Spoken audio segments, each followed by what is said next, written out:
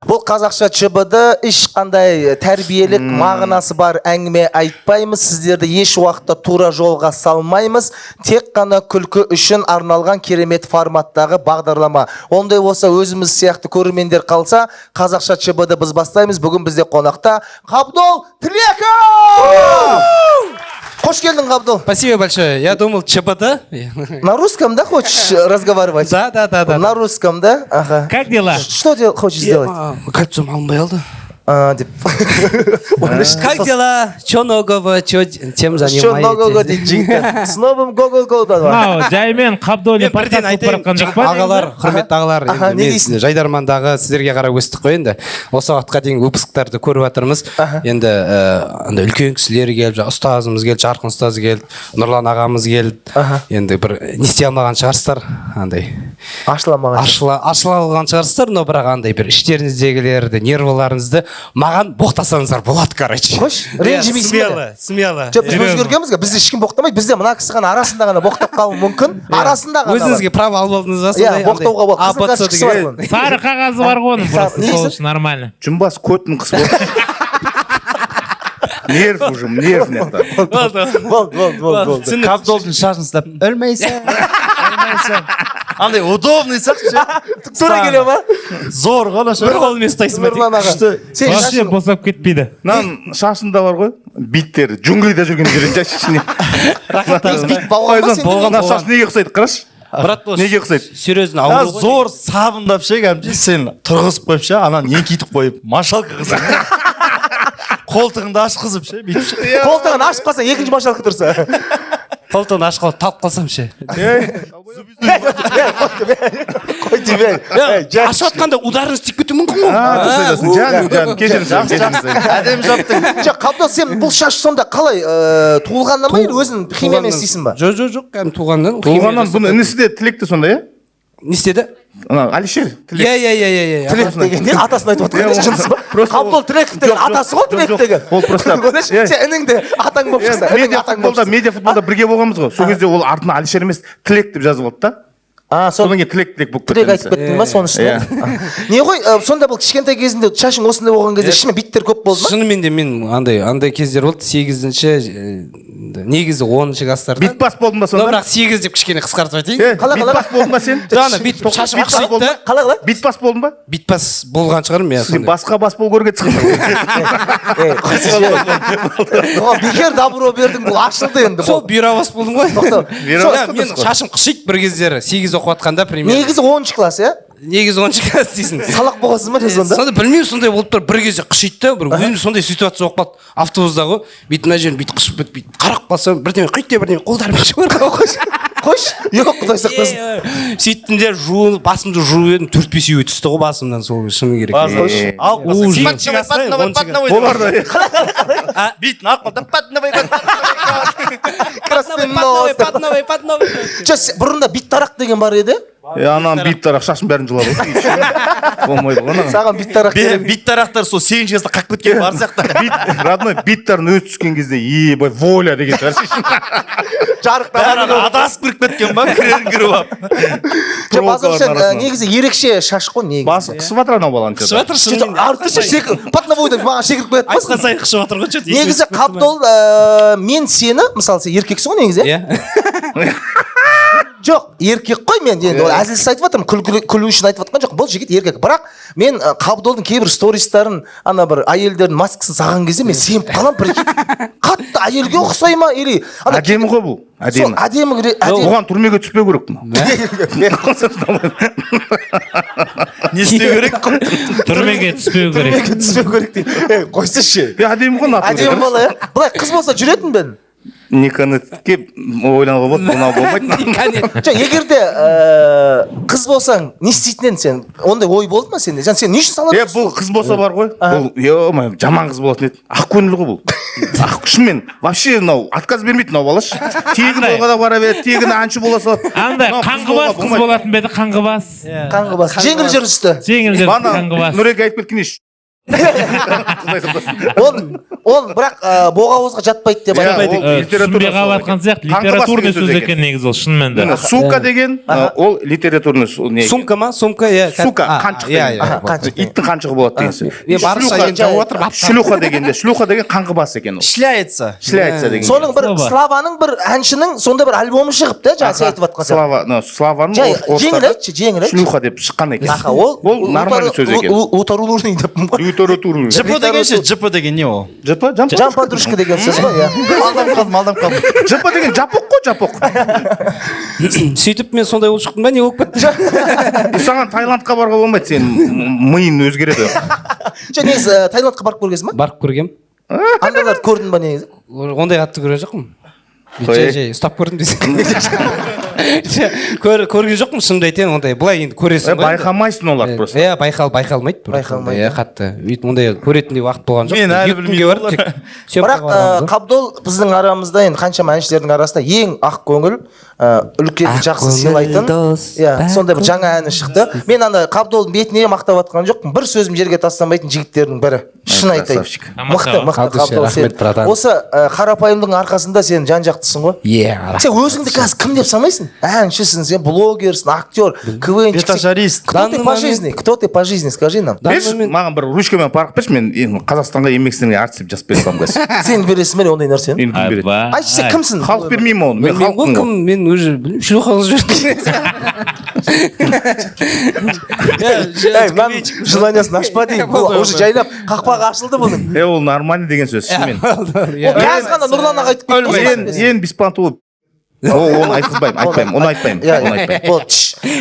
Басқа не жаңалық болып жатыр? тыныш, бәрі жақсы. Не, әндер жазып жатырмын өзіме жеке. Михабай емес. Не үшін ауысып кеттің? Екеуін шығарып жібердім командадан. Не болды арулар? Бір нәрсе болды ма? Еще қарапайымдық қоятын Бір нәрсе болды. Қуаңдар. Бір нәрсе болды. Ақша жүргенде сондай болады. Ұсташы, во имя отца деймін. Ұста. Ұстайын деп жатырмын ғой.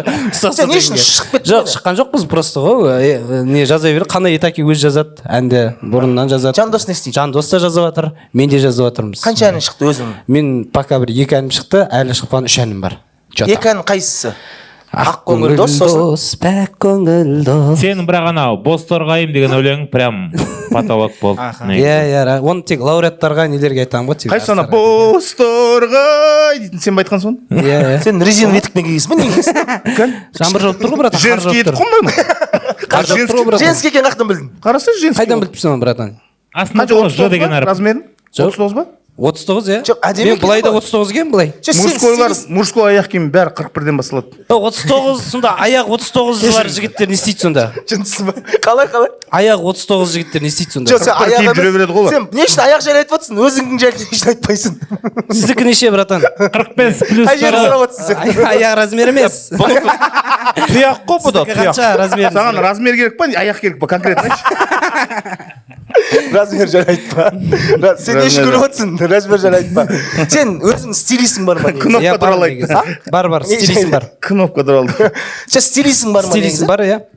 Сен енді стилист ретінде осы мен стилисім осы бағдарламаның декораторы ғой. Еламан ғой, Еламан. Иә, Еламан. Саған не киетінін бәрін сол айтамын. Иә, киімдерін Сен енді таңдап стилист береді. ретінде біздің балалардың стилін қалай деп ойлайсың? Мысалы, Олжастың стилін айтып берші. Или ол да жоқ па? Жоқ, мен ондай Минус стилист па? емеспін ғой, ол стилист. Қалай ойлайсың? Күшті, өзіне жарасымды не болып тұр ғой? Не болып тұр дегенде Обтяжка болып тұр ғой енді өзіне. О, любой киім обтяжка қойған. обтяжка дегенде бар ғой, толық адамдар негізі. Былайша айтқан кезде мына арық адамдар сүйгенін киеді дейді да. Сүйгенін? Иә, табақына толықтар сыйғанын киеді дейді. Сыйған. Жоқ, мен каталогпен киінем. Қалай? Қандай каталог? Жоқ, каталогтан гигант деген версиясын Сен сондай бар ма негізі гигант? великан. Бар ма не ондай? Иә, базарға барасың, братан, великан жоқ бізде деп сразу қайтарып жібереді ғой. Йоп, Сен қаяқтан аласың сонда киімдерді олжас? базар. Секонд ханд па или қалай? Жоқ, секонд хандта кейбір киімдер аламын мен негізі. Бірақ сразу өзім білем, табақтарын киім сататын жерлер бар біздің таразда. Секонд хандта негізі иіс шыға ма ояқта киімдерде? Химияны иіс шығып тұрады. Не жуып аласың, норм. Мен де сол жақтан киінемін, братан, негізі. Бәсесе бит қаяқтан пайда болды десем, басыңда германский биттер жасау. Бізде Оралда мықтамаған, Оралда Европадан, Швейцариядан келеді ғой, в основном. Қаяқтан? Швейцария. Швейцария. Жөндеп айтшы. Швейцария. Швейцария. Иә, сол жақтан келеді. Европа. Енді біздің Орал Европамен не шекаралас па қалай бір айтып. Ой, соны айта алмай тұрсың ғой әлгі. Жалғыз өзі. Бірінші КамАЗдар бірінші Оралға келеді да содан кейін барып кетеді екен да Секонд Қазақстанға. хат кимдер бірінші сендер келеді. Содан Сен білесің ба, Европаның бәрі Қытайдан келіп жатқанын қазір? Жоқ, қазір солай ғой енді. Бұрын айтамын да, бұрын сондай болған. Сен басындағы немен түсінбей тұрмын? Анау ішкиім жешаттар баса киіп алса. жоқ, анау бүйтіп футболкасын майкасын шешіп атып, короче, жыртылып анау қалып кеткен сияқты да. И анау жүннен көрмей қалған сияқты анау. Мына жер қалып қалған сияқты ма? Жоқ, ол не деп аталады мынау басында? Конгол ғой, братка, білесіз ғой. Жоқ, Конгол екен фирмасын білемін, бұл не бұл өзі, не деп аталады? Битхун киетін еді ғой осыны. Не киетін? Митхун. Jimmy Шаштарым жандар тұрып кетті, соны басып қойға күшті Шашым жан-жағы тұрып кетті? Шашымда тұрады ғой, брат. Басыңды витаминмен жуасың ба не? жоқ, анау қанша тұрады анау басында? Орамал. Қайсысы? Орамал? Қомаш орамал емес қой. Орамал, банданка 20 орамал мың дейді теңге ғой. тұрады, брат. Қанша? 20 мың. Мына дейтін не. Басың. Ну, жақсы фирма негізі, братан. 20 Конгол мыңнан. деген. Мен Примерно бір бір 6 футболка аламын ғой мен секонд-хендтен. Сен екінші рет кие алмайсың ғой футболканы, Боря. Не үшін? Сен бір рет киесің, болды, ол ешқандай иісті кетіре алмайды ол сенің неңді. Неғып жынданып отырсың сен? Братан, бат баратсың. Братан, бат баратсың. Неғып жынданып отырсың? Құтқар! Ей! Бұны ашпа деймін.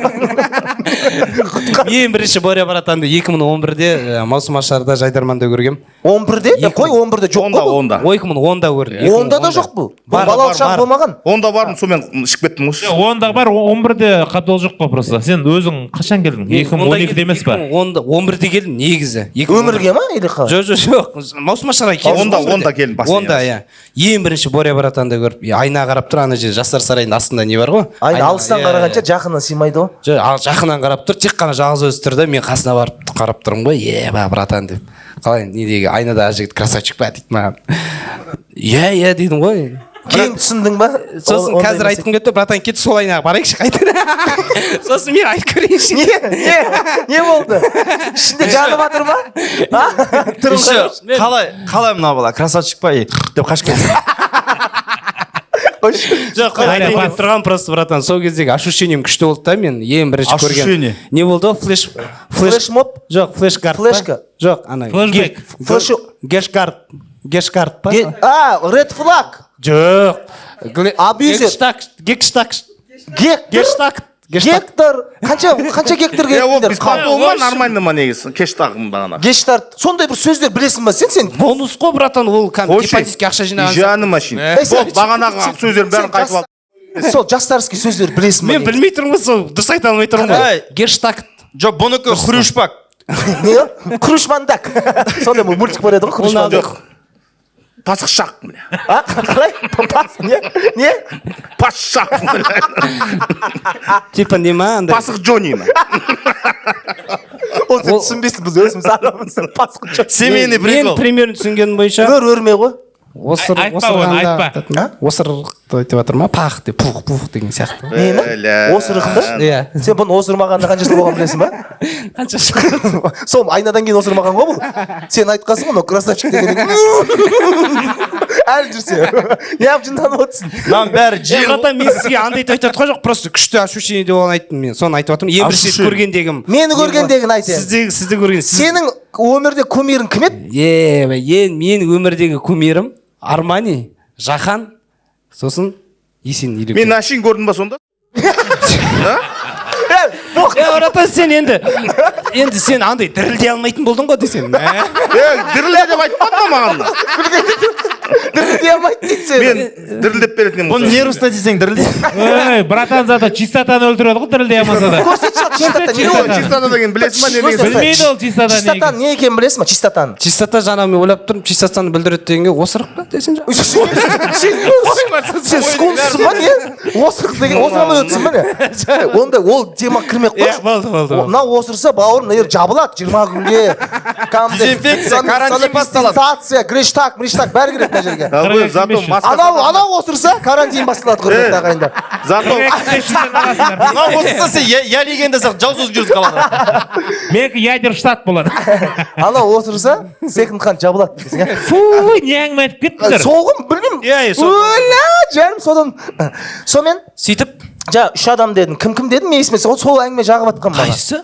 кумирім үш адам деді. иә, Армани, Жахан, Есен ағамызды мен живой көремін дейтін өзім арман болған 8-ші класста Жайдарман КВН көріп жүрген кезде. Ол кезде Енді екеуін айтпай қой, мен не үшін көргің келгенін айт. Ма ұнайтын болды. Мен КВН-ді 3-ші адам Есен ағаны енді көру дейтін арманым ғой. Есен ағаны көру бәріміз арманымыз еді. Иә, Нүркен Шымқаладағы Нүркен ағамыз, Нүркен брат. Мықты болды. Мен КВН ойнауыма себепкер болған осы 3 кісі, 3 ағам. Бір шапалақ ұрып қойып, пожалуйста. Ой, рахмет. От меня. Серьезно. Айнаға вообще қарама енді. Айнаға қарама вообще. Сен алдында ана Арыста Қуатжан кумирім деп едің ғой. Бұл секіре берді, сайғақ сияқты ма? Ол кезде ол просто дейтін не болды, аман есен қайт көріп болды сен. Жоқ, бұл мені бұрыннан айтатын ше. Баяғыдан айтатын. Дайрекпен жазып кәдімгідей суреттерін жіберетін. Жалаңаш па? Жоқ, андай секілді жаңағы қосың ба сен? Мен бірінші Кабдолды көрген кезде сен неде баняда мочалка болып тұрғансың. Содан бірі адам болып кетсең. Содан бастап. Мочалка дене шыққан ма мочалка. Ана мультфильм атқанда Симпсон ба да? Қайсы? Мочалкада. Фринстанс. Спанч Боб. Спанч Боб, Фринстанс дейді. Фринстон. Енді саған сұрақ, қанша шампунь кетеді? Өзіме ма? Жоқ, айдалаға. Өзіңе. Бір шампунь. Мынандай ақ кетеді, кішкентай ақ кетеді. Құйғанда жоқ, мен екі рет жуам, братан. Бір құйып аламын да бүйтіп. Бір көпіртіп аласың. Ол, короче, саналмайды. Ол сор болады. Ол, короче, саналмайды не үшін? жоқ, ана типа ол қатты көпірмейді, короче. беттер шықпай ол ана ішіндегілерді нелерді просто иіс кетіріп кішкене нормально қалады. Сосын екіншісінде вообще уже кете ма уже? сонда күшті болады. Исумен денем бәрін жуып шығасың, иә? Иә. Исумен кетті, пошло поехал, інің кетеді, бәрі. Семейный бір мочалка ма? Үйде мочалка жоқ қой бізде, брат, вообще. Үйде бәрін шашы осындай ма сонда? Мен інім шашы осындай, қарындасымдікі де осындай, иә. Қош, бәрі осындай. Бірақ папа маманікі бұрында сондай болған, негізі шашы бері алған, бірақ мені ма қарындасымды ма туғаннан кейін уже бері алған, кетіп қалған па маман. Негізі сондай болады екен. Менде қызым шашы бері болып, қазір бері емес уже. Возрастной ма? Сондай сияқты екен, иә. Возрастной? Не үшін возрастной? Енді өскен сайын. Не істейді дейді? Жоқ ол. Өспей қалған ғой просто анау. Ана өспей қалған ғой. Мен өспей қалған, шашым өсіп кеткен бе? Ол жастықта бүйра еді ғой негізінде баяғы, білесіңдер ма? Иә, бүйра. Кішкентай кезде сенікі бүйра етін? Жоқ, бүйра негізі просто мен қырқып тастаймын ғой. Сіздің кішкентай кезіңізді көру керек еді. Бұның кішкентай кезі болмаған. Мен дәу кезіңізден бастап тайымыз. Мен кішкентай кезі болмаған негізі. Кішкентай кезде Туылған кезде 16 кило болып туылған ғой мен. Кішкентай кезінде де болған ғой. Жоқ, серьезно, мен вообще өзімнің арық кезім вообще есімде жоқ қой, сенесіздер ма? Қош, кішкентай кезіңізде. 8 класста военкоматқа барады ғой. Иә.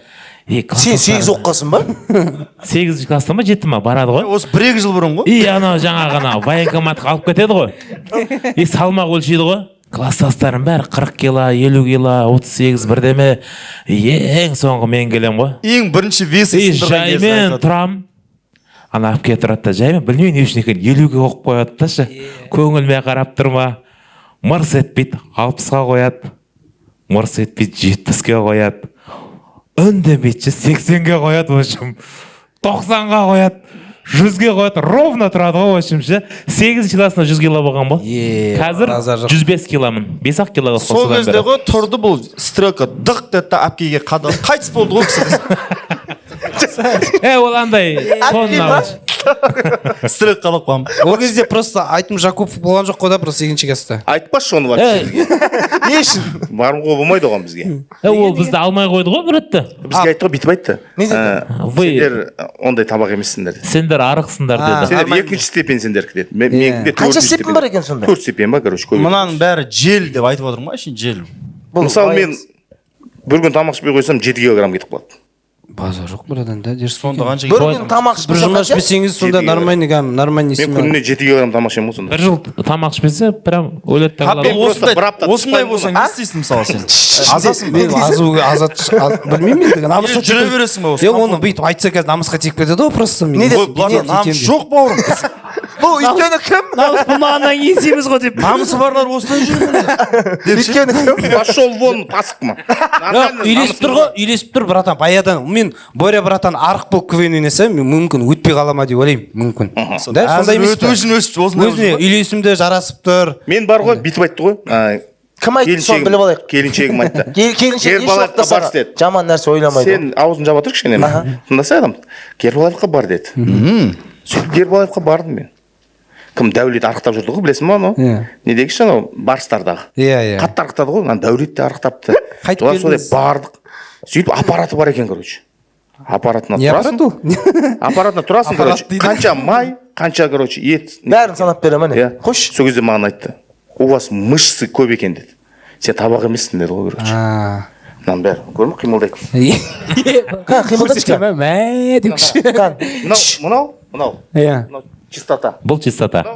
Қара. Бұл не? Бұл мышечный память, мына ішінде ет Бір бар қалып қойған ба? Енді екеуін Сәл тренировка жасап жүрсем. битші. Иә. Қара өзім мен. Оны былай ғой, мына жақта қара өзім. Қой, отыр, Сабина. Мен табаққа жатпаймын, оны айтым Жақыповқа да бүйтеді. Мына жерін ұстайды да. Мына жерде Сен сонда күре тамыр бар, андайшы. Күре тамыр бар. күрдік деген тамақ па? Тыңдасашы, осын ұстайды да, бүйтеді да. И, короче, сразу түсінеді. Мысалы, ананікін ұстасаң, онкі мынандай шыбықтай. Менікін ұстап көрші. Не көрсетіп өтсіз братан? Мынандай аяқ дейді бір түр екен. Ол екеуі бірдей Ананы ұстасаң, мынандай аяқ Ол дейді. табақтар Шықса бар ғой. шыбық ол. Шыбық. Сүйегі мынау қалың не? да айтамай Мынау отырмыз, сүйегі шыбық. қалың. Мал, мынау шыбық мынау. Менікін ұстап көрші, менікін ұстап. Мынанікі шыбық, ойлаймын. мынанікі былық. Сол Бұл үшін. отмазка деп ойлаймын енді бұл мынандай бүйтіп тамырдан ұстады. Менімен жүгіріп жарысасың ба конкретно 100 метрге? Осып кетемін одан. Осып кетемін конкретно. Жүгіріп па? Иә. Қой. Серьезно, қабдол. Осып кетемін мен одан. Спорт етесіңдер ма онда?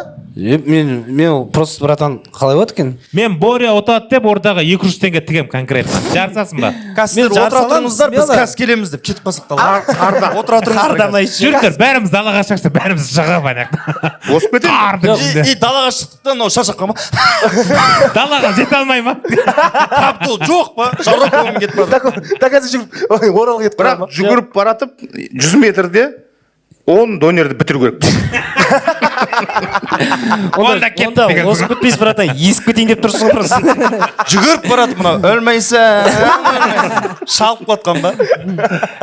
10 донерді финишқа қойып қою керек, финишқа. Сол жерде. Не қойып қою керек? Финишқа деген 10 донерді. 10 Сол кезде донер. тез жетеді деген сияқты прикол ғой енді. Ешек не деп отырсың? Емес пе, прикол не отыр, сондай бағдарлама. Жақсы мочалка. Сенің айна қалай? Мочалка. Сен Мочалка дейтін өлең шығармасам бір. мектепте кім деп кетсе ертең бар ғой братан. Атып кетеді ғой. Анау Сол кезде бүйтіп салып. қолындағы сақина қандай Тоқтай, маған бірдеңе атайын деп Братан отыр. шешілмейді Жоқ, көрейінші. Зорға шештім жоқ. Оқылған де. Баяғыда оқылған деп қабдолдан сұрайықшы. Қабдол, сен мектеп кезінде класстастарың болады ғой, әркім ойнайды ғой. Мысалы, ат қойып ше. Сен қандай ат қойған? Паганело дей ма? Жоқ, мазақтайды деп па? Паганело. Мен мазақтамаған, мен ондай класста нормально жүрген брат негізі. қыздармен ба? Жоқ. Мен Осыны менің ешкім Участковыймен нормально жүрген. Ютубтан класстастар көрдім. О, мал. Маған өтті мысалы. Мен сақинаны саған көрейінші. Класста өйтіп айтпайтын брат, ештеңе демейді маған. неге? Ішкенке деп айтпайтын? Нормально жүрдім брат. Сыймайды. Жақсы сақина, литы екен. Саған сыймайды. Жаным, Сыймайды. ана жерге деседі онда. Жана Қай жер? Олжас братан Кішкене. сіздікі жаңағы сток мұрыш кішкентай деп жатыр, сол жерге тығып көрейік та мүмкін сеп қалар деген прикол ғой енді нормально емес пе? Күлкілі болмаса отырмаймыз ба? Қалай айсың дейсің? Жоқ, айтып болып барып күлдіртіп жатқан жоқпын ба, күшті емес пе? Осылай Қалады, түсіп қалады ол. Түсіп қалады анау. Иә. Жоқ, сол мектепте ішкенке деп айтпаған ба сонда? Ештеңе деп айтпаған брат. Ол сағат па тағып алған родной? Тараздың темасымен мен сенен алған жоқпын деп айтамын ғой, иә. Сен надан алып, мен сенен алған жоқпын. Бастап кетті ма? Қызым мектепте Кәм берші етігіңді. На мужской бар ма? асылзатқа апарып берсең. Әйелге апарып берсең. Үлкен футболкамен шығып барады. Ана сен басындағы Олжас сол. карандаш қылып киіп алсаң. Өзі мұнан 20 мың дейсің ба? 25 мың карандашын киіп алған. Ей, не ғой, вообще ішкенге демеген ба? Жоқ, ондай прикол ұстамаған. Шыныңды айтсаң. Қай атаман болдың сен? Жоқ, біздің класста андай болды, атаман деген жоқ болды. 21 қыз болды десей. Бізде полный қыз болды ғой десең. Мектептегі бір қызық оқиғаны Достар айтып дейсің, андай дружный болдық, доспен, андай класспен бірге жүретін болдық қой, короче, ондай біз бірінші Бір талпа болып жүрдіңдер. Иә, талпа болып жүрген. Басқа біреулермен төбелестіңдер ма? Иә, сондай. Сол кезде төбелескен кезде сен танкта болдың ба или артта? Жоқ, менде шаруалар шығып қалатын, как всегда. шаруа шығып ары қалатын дейді. күре сондай шаруалар шықпады төсейін деп отырған кезде дейді. Жоқ мен осы Мен сен төбелескенді көргім келеді. бүйтіп тұрсың братан нағыласыз братан. Көргім келеді. Сен ұрып тастасаң. Мықты төбелескен жоқпын негізі. жоқ мен барып жүрмін неге ММА-ге. ММА-ге барып жүрсің ба? Қанша барып барып жүрмін қазір жүрсің? 2 жылдай болып қалды. 2 жыл? Базар жоқ. Уже Тым результат жоқ па? жоқ. Шәл шашы қалды. Бұрында шапалақпен ұратын, қазір былай ұрамын десең. Жоқ мен не үшін барып жүргенімді айтқан жоқпын ғой. Мен просто сол жақта пол жуамын бәрі болғаннан кейін. Жаңа залға барып, ну-ка, двоечканы көрсетші десе. Не деген дей ма? Двойка. Үс қой негізінде. Үс дешкан. Үс. Ана не болды там тренер дей ма? Қабдол бір төбелесіп бір жеңген кезің болды ма соны Жоқ, төбелеске болған өмірде төбелескесі болды ғой енді жігіт болғаннан кейін болады ғой енді. Төбелесіп қалдым. унисекс болғаннан кейін болды. Сен мен ойымша төбелескен кезде ляска давай деп тұрады. Қыздың төбелесіп подружкасына ма? Соттысын шығарып қой. Давай. Жоқ, қай класста төбелес или жігіт болғанда ма? Короче, есімде қалған бір жігітпен төбелестім, короче. Төбелесіп жатыр. Сонда сүйісіп кеттің. шашты өлмейсің. Сүйіспейсің. Сосын Жоқ, төбелесіп жатырды да, короче, мен сүйісіп жатсақ? төбелесіп А, төбелесіп жатыр. Ойбай. Көзімді ашып Мен ол кезде шын төбелесіп, қазір де қатты төбелесемін деп айта алмаймын, но бірақ енді Жоқ, мен де- ләсибет барып жоқ қой енді. Ол кезде шынымен де төбелесе алмаймын енді, ондай қатты. Ойбай, түк емес енді, ондай раздванда көрсете алмаймын. Бірақ төбелесіп қалдық, конкретно шығасың ба дейді, шығамын. Қай уақытта ол? 8-ші класстарда ғой, мен Сен бәрі 8-де болған екен, енді басым бүйтіп сөйтіп жүрген кезде. Бәрі 8-де. Жағдай жоқ. Переходный возраст 8 класста мен. Иә, сол. Переходный Мұрт возраст 8 бастап класста ғой. сөйтіп сондай кездер ғой. Сен Угры берған шығып отырыс кетеді қашан ғой. болдың? Ол да сенде болған ба? Білмеймін, әйтеуір енді бірдеме тырысып қалатын баяғыда. Қасқа тырысып қалатын дейді. Ол еркектерде болады, білек бар ма? Не тырысып қалады? Мына жерін тырысып қалады. Оны судырық дейді. Жоқ, оны бузгалтер қыз жүрді дейді. Болған жоқ па не, или менде ғана Болған мынандай? жоқ брат, менде болған жоқ. Қаншама. Мына жерде бірдеме бір шығушы еді Ебетін кезде ма оны тәуіпке апарып қыстырып. Бәрімізде болды ғой анау. Менде басталды. Есікке ұрып аласың, иә. Аврос болды ғой, есікке ұрып алғанда, иә. Екеуі төбелесіп жатыр ғой қоятындаршы. Сонымен сенші класста төбелес саған не битің көп деп соны ересіп қалдыңдар ма? Жоқ, білмеймін, бір төбелесіп қалдық, короче, бір разнара шықтық Ауым қой, кеттім ол короче. табақтарда ғана болды. Бірақ төбелесіп жатырып, Раснара шықты, прикинь. разнара шықтық. Класстың атынан бір қыз раснаразбен шыққан біреу.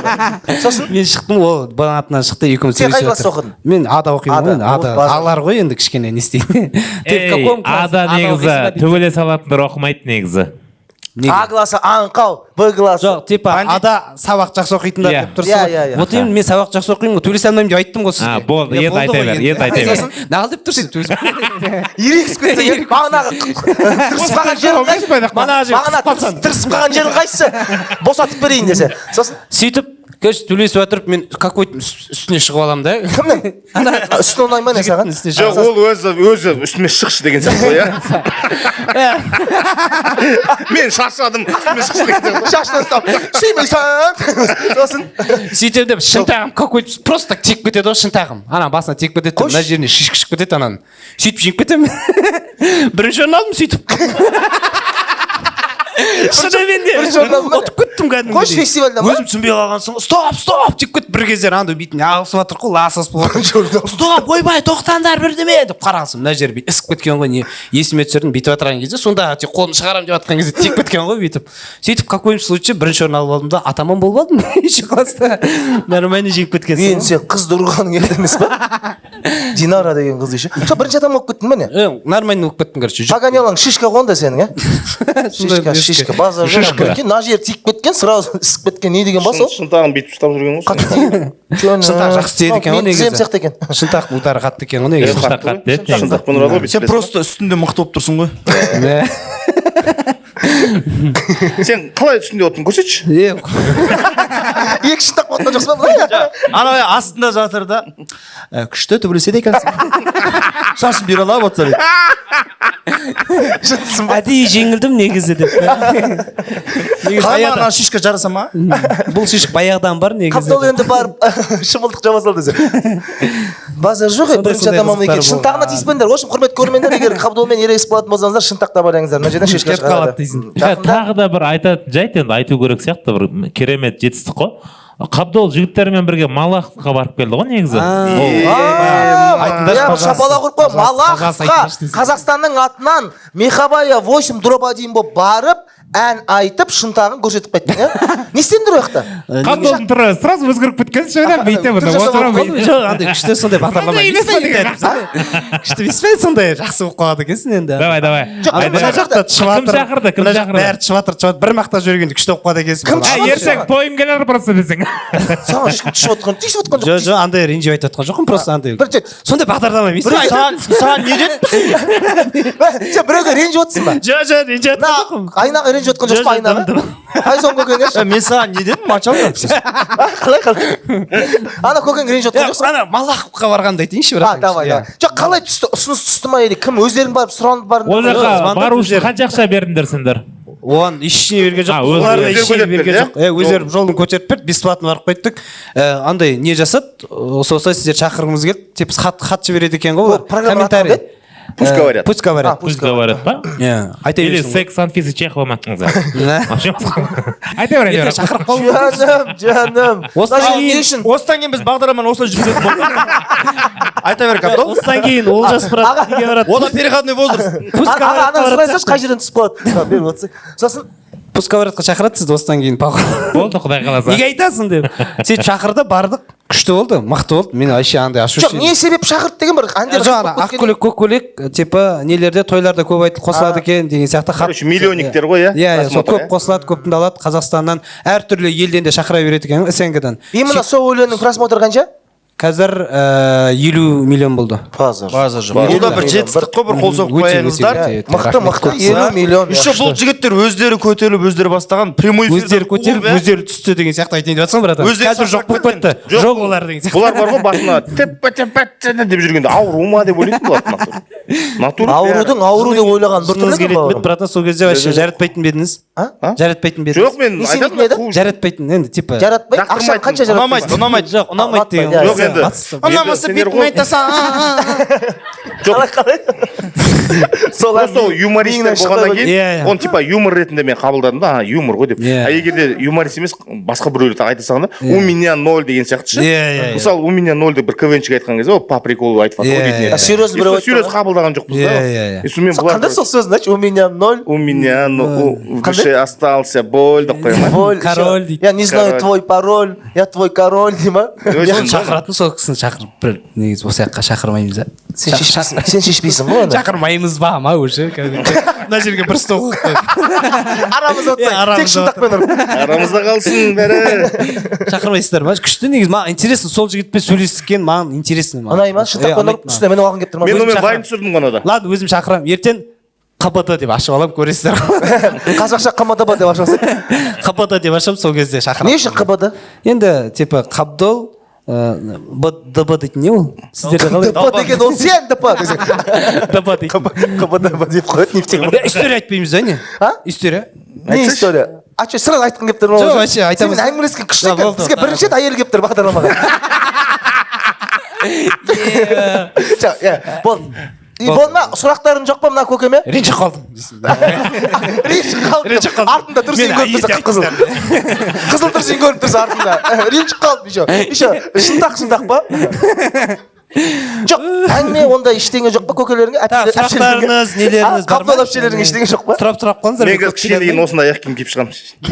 Жоқ, саған сыймайды, тырнақтарың шығып тұрса бой. Жоқ, саған сыймайды бой. бір жақсы не қазір қар жауып жатыр кішкене Менде бар осындай. верхний подняшка ма қалай не айтып подненный Подошва. Подтяжканы. Подняшка. подошковый Не дейді? подоновый верхний подошка дей ма қалай не Подтяжканы. Подошка. Подновый. Әлі отырсың ба? Сен не тиктокпен ауырасың ба? качествосын айтып жатырмын күшті Жоқ, деген мықты екен базар жоқ мына етігің, иә? просто женский болмаса былай Әдемі екен, иә? жақсы бір неге съемка алған ғой соны бүгін тауып алдым қак раз қар жауып тұр екен верхний поддержка оғаннан кейін алып алдым Поддержка. Мына етіктен поддержка көре ма? Жоқ, әпшелерің Сен стилисін қате қой деймін мынау. ел аман ба? Неге? Ну, сені примерно белге дейін әйел ретінде көретін сияқты ол ше. сол Елеманның басында шишка барсақ бұрында ұрып тастаған өзі ұрып тастаған да. Просто келесі ШБД-да просто без декорация отқан сіздерге просто ыңғайсыз емес па просто? Еламанды қазір жамандап отырсыздар. жоқ декорация тұр ғой сатып алдық. Жоқ, ол мықты декоратор. Менікі қолымнан бәрі. ойлашы келесі шыбыда өке етік тұрса Женский ма? ортада бір шынтақ тұрса. Сұрақтарың жоқ па вообще? Болды ғой, оқиғаны көше берсін бе? Бол көше берейік. Оқиға. Бір сұрақ қоймайсыз ба? Қойсаңдар. Бет ашатыным бар ме? Айтсаңдаршы кішкене. Айтпақшы, Беташар демекші бүгінгі кешіміздің спонсоры Женка Студио. Женка Студия. Және де бүгін бізді тамақпен қамтамасыз етіп атқан мына екі кісінің сұрауы бойынша бренд плов біздің демеушіміз. Мынау суреттегі мышықты сойып істеп берген. Жынтысың ба? Бренд плов. Ана плов жайлы анекдотты кім күшті айтады, айтшы сол оқиғаны. Апасы қайтыс болғанда. Күшті айтады, қарашы. Я, есіне түсіріп Папасы мен баласы плов жеп отқан ғой. Жаңағы папасы мен баласы. Жоқ, ол емес қой. Қайтыс болған кезде ғой, аста ғой. Папасы мен баласы біреу қайтыс болған ғой, көршісі. Үлкен кісі ғой, 80. Ол анекдот емес қой, шындық Ол шын оқиға, соға барған ғой, 80-ге келген апаның артынан көңіл айтып плов жеп отқан ғой, күшті плов болған ғой, бренд плов жақты болған ғой. Жеп отыр дейді да, сөйтіп ана бала до того сүйкім жеген ғой ана, әдемілеп үйіне келіп айтады дейді, папа ертең апа қайтыс болғанда осы плов жасайтындар шақырайықшы деп. осыны айтып берейін ба? Айтшы, осыны айтшы. Қарашы, күшті айтшы, Файз. Сен айта алмайсың. Айтшы, давай, кет. Жоқ, бірақ өтпей қалмайын ба? Айтшы, қандай еді сол Папасы жеп отырады да, баласы да жеп отырады да. Сөйтеді да, папа апа қайтыс болған кезде осы пловчик шақырайықшы. Сөйтеді да, Женка тұрады. Қуасың да балам. Братан тық жіберсең. Женка несіне эвент студиясы бар, студия мен не жаңағы той ұйымдастыру орталығы. Женка студия номер один деп айт. той көп бере ма саған? Қазір номер 2 деп айтайыншы, потому что номер 1-дер көп, номер 2 жалғыз. Мен не семей қалдым ба не? Сондай бағдарлама емес пе не мұнан? Андай бір күшті андай бітіріп сап. Женка, братан, кеш өзің отшы андай. Очаққа. Өзім жоқ күшті. Отбивка қойып, ондай жоқ па не музыкант? Отбивка? КВН-ді отқан жоқсың айтса бір күшті болып бүйтіп қойын деп еді. Блядь, сүйген Плов секіріп жатыр аузынан да ғой. жоқ, сен бет ашуға шығасың. Бет ашамға шығамын. Айтпақшы, бұл Қазақстанда номер 1 бет ашарист. Қай кезден бастап Номер один емес, мықты номер бет два. ашты үйренде бастадың? Номер Соны один кім? айтайықшы. Номер 1-дер көп қой брат. Сол мойындай ма екен, иә? Мойындай ма екен? Бет ашарға қатты шығып кеткендерің қай жерде? Бастап, қай кезден бастап? Ең біріншісі ма? Бетіңе тиіп кетпесін сразу. Біліп тұрсың ғой өзің, иә? Мұна шынтақпен үстіге міне деген өзі. Кел үстіме мінші. Мына жеріне шишка шығарса айналайын. Сен етігіңді астынан көргім кеп тұр. Сосын ең бірінші беташарда шыққан еба дейді. Ондай не ондай? Боқтай бер. Жоқ, андай не таңғалу нелері ғой, реакциялары ғой. Сондай бағдарлама емес пе? Камера ма? Осы мен ұстаймау сіздер. Сосын не ең бірінші Тұрсынбек ағамызбен бір той алып Алматыда Делай. бір заказ алып сонымен күшті Менен бір шишка саған. сөйтіп шығып кетті. Беташар ең қатты шыққан деген сол емес пе? Ең қатты сен танығамалған мынау бала. Жоқ, оны түсінттім. Ең біріншісін айтып отырмын ғой енді, біріншісі келсін енді. Содан кейінгі танылғаным Заманидің беташары. Болды. Біз оны істеп тастадық. Бетіне шишка ұрдық. Мына бірінші шыққан кезі ғой. Заманбек ініміз үйленген кезде Қабдол мен Жандос келіп бет өте қатты болған. Шайқа жіберіп. Содан кейін заказды айта алмаймын енді. Ойбай. Процентін қашан бересің енді? Жоқ, енді просто айта алмаймын деп жатырғаным сол көп болып тұр ғой енді. Сол айта алмай процент салып қалды. В общем, Қабдолдың айтайын деп отқаны ең мықты беташарист, ең мықты әнші, ең мықты әнші емеспін мен, ең мықты блогер и КВНчик. Қазір беташарға жалғыз өзің шығасың ба? Өзім шығамын. Жандоспен де алады, кейде Жандоссыз да алады ғой. Ақшаларына байланысты енді кейде солай болып қалады. Негізі бүгін домбырамен кел деп айтқан едім. Сонымен мен домбырамен бізге арнау айт деген кезде сәл дайындаламадым. Ағалардың алдында ят болып қалады деп өзі келіп отыр. Иә. Молодец. Негізі домбырамды жіберем ба деп едім, ол мен домбыра дейсің. Сондай бағдарлама. Сондай бағдарлама емес. Ондай бағдарлама емес екен. Түсіндім, короче. Үйтіп айтпайтын болдым. Басқаша бағдарлама екен ол. Енді не істейміз? Оқиғасын көшеміз. Оқиғасын күтейік. Ал, кет. Короче, мен Еш қолыңды, ұршы. историямды бір қарап алайын. Историясын іздеп атса. Не ердің история шықса? Жаңа актуальныйдан көрсетпейін бе не десең. Кредитный историясы шықса қазір. Бүгін салған Кредитный историялар көрсетпейін бе сіздерге не? Кредитный Осы история шықса. Историялар шыға, баламен төбелескенін бәрін. Так, Бұлдыратып қойса. короче, нені айтайын да. Жазып кәдімгі прикинь. Боря мал деп қойып дейші. Так, короче, мен мынаны айтайын да. КВН кезіндегі айтайын. жазып қойыпты, выход, уход деп. Ол да бағдарлама емес, Короче, үш рет айтамын деп. мынандай ситуация болды, айтайын Ал, енді. кеттік. Өзіме өтеді. Добивкасын айтпайсың ғой. Табиқсын айтпаймын. Мынау сенің суын. Иә. Су бар ма? Су бар ма? Әйтеуір түкірілген еді ғой. Не? Ішіп алсаң болады. Сыртындағысын алып тастадыңыздар ма не? Личный реклама Банакваға. Өзі айтып қойған. Короче, жыл бәрін айтпай ақ қойын, бәрі емес пе да? Болған оқиға, шынымен де өмірімде басымыздан өткен оқиға ғой. Короче, Жылын айта берейін ба? Жаңағы бүйтіп интриговать етіп отырсың, айтса жылын, айын. Тағы не Ол бар? жақ не важно. Короче, біздің Оралда, Ладно. мен Оралда 2019-ға дейін жұмыс жасадым. Казиту дейтін университетте, сол жақта КВН ойнап жүрдік. Не жұмыс? Тағы шықтық. Аспаптар үйірмесінің өзіме өтеді просто. Мамандығым. Аспаптар үйірмесінің көркемдік жетекшісімін. Сол жақта жұмыс жасаймын. аспаптарға қарайсың ба сонда? Рұшат. Аспаптардың жетекші, жүріңдер. Жүріңдер, домбыраларым. Сол бәрі жіппен жетектеп, салдырып отыр. Не жұмыс ол аспаптар? Еще ойлашы бір аспап қобыз келіп дана жалып жасып кетсе. Бізде дұрыс қарамайды деп. Не қалай сонда? Жайлап бүйтіп инструменттер бүйтіп дұрыстап тұрсам кетіп қаласың дейсің. Жоқ, андай не ғой, мен мамандығым андай ғой, мамандығым шынымен де Жоқ, қалай аспаптар? музыкальный мамандықты бітірдім. Пет колледжде баян бар ғой, Өз баянистпін. мамандығымен жұмыс істеп жатқан бала Иә, сол екен ғой. жақта біз бірақ КВН ойнап жүрдік те, басқа универдің атынан. Казиту дейтін басқа жаңа связь, не туралы робот, робототехника дейтіндер ғой, сондай. Робототехника деп күшті сөздер бар сондай. Робототехника. Үш рет сұрасаң сөйлей алмайды екен уже. И сөйтіп сол жақта жұмыс жасаймын, короче. И КВН ойнаймын, и жұмыс жасаймын. Жетіп жүрген кезде. Ақшадан өргесің ғой сонда. Короче, андай не келді, Оралда жайық тартылып жатыр. Bir кездері сондай болды. Жайық тартылады ғой енді, иә. Гурьев кезінде ғой. Иә, жоқ. Ондай. Ол Атырау. Орал вообще Гурьев болмағанда ғой. Ол Атырау. Вообще, географиядан қандайсың сен өзі? Италияның астанасы қандай? Манхэттен десең. Сен Манхэттен деп не айтып отырсың е? Алматыда жүріп. Испанияның Испанияның ата-анасы кім дейді? Ата-анаңмен кел десе.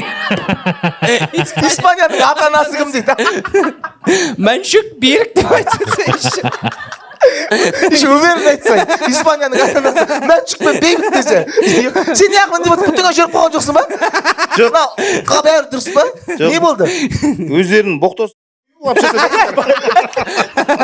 Боқтама. Болған. Қырғызстанның астанасы. Қырғызстанның астанасы. Тордой. Бишкек. Бишкек. Білет, туған жер. Сөйтіп, короче, жайық тартылып жатыр. Испанияның астанасы. Не келеді, короче, жоғары жақтан, акиматтан ба, неден ба, біздің кішкене Казиту қақпандар. университетінің жаңа жоғарыдағылары акция ұйымдастырылады ғой, акция ашылады. Короче, жайықты Орнына толтыру керек. иә, толтыру керек, короче. Сондай акция ғой, короче, сондай Қалай акция сондай? мақсатында, короче, Сумен құйып кетесің. Көбейту керек. мен өзі жұмыстан шығып үйге барып ұйықтап жатқан кезде звондайды ғой, короче, кешкісін бе звондайды, түнде ме, осылай таңертең ерте тұрып, осындай акция болып жатыр. Тез, короче, таңертең ерте тұрасың да, короче, 5-литровый баклажкамен су алып келесің дейді, с собой. Каждый жұмыскерлер, короче. Типа жайықты толтырамыз. Қанша жұмыскер негізі? Акция ма еще? Бүткіл универ, Оралдың бәрі жүр, Оралдың бәрі. Сондай ашылған, короче, полный. 5-литровый баклажка маған Сондай, десейші. каждыйын ағып келіп, короче, не істейсіңдер деп. Құясың ба сонда суға? Иә, Жайыққа құясың, иә. Акция ғой, хелп деген сияқты ғой бұл. Иә, типа, қолдау ғой, короче, жайыққа. Сөйтіп, давай дедік те. Өзіңе қызық па? Өзіме қызық негізі. Білініп отыр, тек өзіңе қызық екен. Биттеріңе қызық емес сияқты, что-то қышытып жатыр ғой. Жоқ, ол кезде биттер болған жоқ ол кезде. Биттер басынан басқасын айтса, Ол не керек еді? Бұл жайық. Боқтама. Боқтама. сөйтіп Боқтама. таңертең тұрамын да сразу пятилитровый баклажка машина артында бар екен, бірақ полный емес, ортадан жоғары. Ол кезде сондай айналысып жүрген Жоқ, ондай ештеңе айналып, просто машина артында тұрады ғой. Негізі айналысқансың ба? Бір-екі рет көргенсің ба? Жоқ, вообще. Фантамен басын жұмағансың ба? Естідік қой Қабдол деп қыста жүрсің. Сосын Сөйтіп, короче, таңертең тұрамын да бара жатырмын. Біздің жаңағы жайық жол ортасында орман бар, короче. Тез өтіп кетуге бізде Оралдікіміз ғой, білеміз да, короче, орман ар жақта жайық екен, иә. Сразу сөйтем де жолдың бойында машина қоямын да шақырып жатыр, звондап, қайдасың, болшай тезеше, жоғарыдағылар келіп тұр. 5-ақ литр қалды, сол кейін толады деді ма саған? Типа бәрі бірге құю керек та, короче, видеоға. Бір уақытта сол толып кетеді ғой. Мінекей біздер жайықты осы акциясын бастаймыз деп құйып видеоға ғой, енді отчет күшті болу үшін. Мен орманның арасын жүгіріп келатырмын, 5 литровый суым бар, жүгіріп келатырмын. Алдымнан 2 полиция қызметкері шығады орманның ішінде. Короче, атып шығады. Орман ішінде? Орман ішінде жүр екен, иә, жүр. Сол жер жүреді ғой, енді ол андай. Парк Кирова ғой, парк Кирова, иә. Парк Кирова? Иә, енді Кирова бар екен ояқта да. бізде де парк бар да, сондай.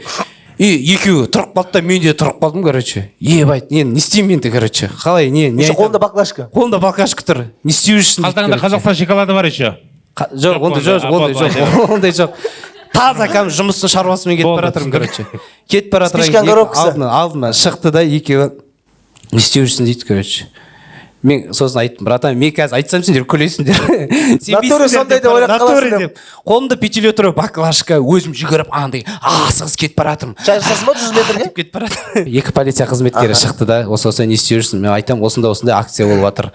Осындай жоғарыдағылардан айтты, жайықты толтыру мақсат тартылып жатыр. Біздің жайығымыз толтыру мақсатында 5 литровый сумен кетіп бара жатырмын. Явно шегіп алған деді ғой оны, иә. Екеуіне сөйтіп айтып болдым. Что было дальше?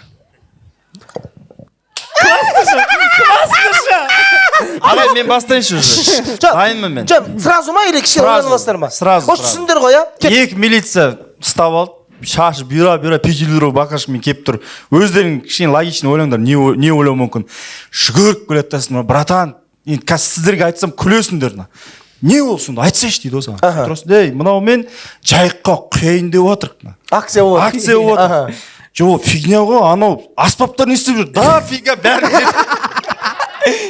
Палево! Берге қобыз тұр. Бәрін өтпеттен қолаған ба? Да, скрипка. Нау не, мил ол фигня. Аспаптардың жетекшісің бе? Мен айтайын. Әдемі, шапалақ ұрып қояқ, әдемі пайыз олар вообще. Енді ЧБД-ның ең халал жігіті Чубаев Біржан!